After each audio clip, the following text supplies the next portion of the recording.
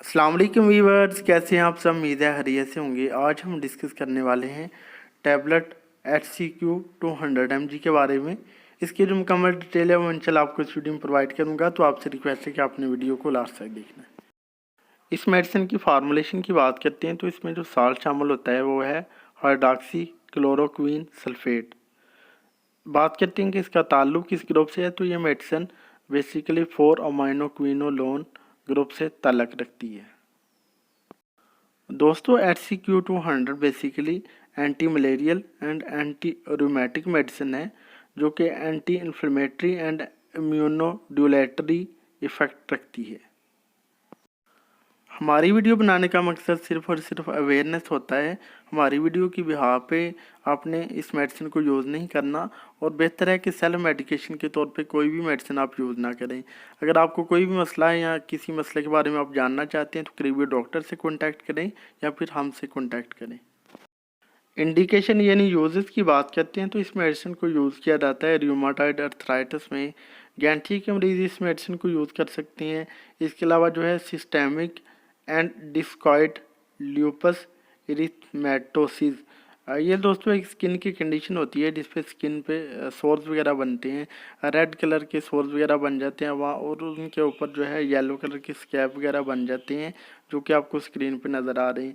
इसमें इसको यूज़ कर सकते हैं। इसके अलावा जो है डर्माटोलॉजिकल कंडीशन जो कि सन की वजह से हो, कोई भी स्किन की हालत जो कि सूरज की वजह से हो, उसमें इसको यूज़ किया जा सकता है।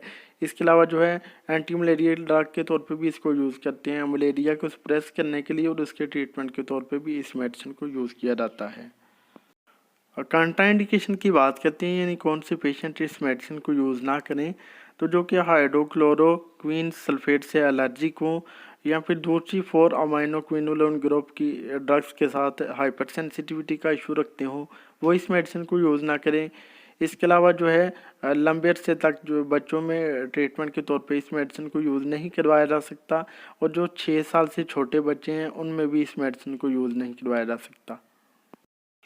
इसके कुछ साइड इफ़ेक्ट्स की बात करते हैं तो इसके जो कॉमन साइड इफ़ेक्ट्स हैं उसमें पेशेंट को ब्लरिंग ऑफ विजन, धुंधला दिखाई दे सकता है, स्किन रैशेज, बॉडी पर रैश बन सकते हैं, पैरालाइटिस, हारिश हो सकती है, डायरिया हो सकता है, वॉमिटिंग हो सकती है, हेडेक हो सकता है। इसके अलावा जो है एनोरेक्सिया एंड इफेक्ट लाइबिलिटी, ये कुछ साइड इफ़ेक्ट देखने को मिल सकते हैं।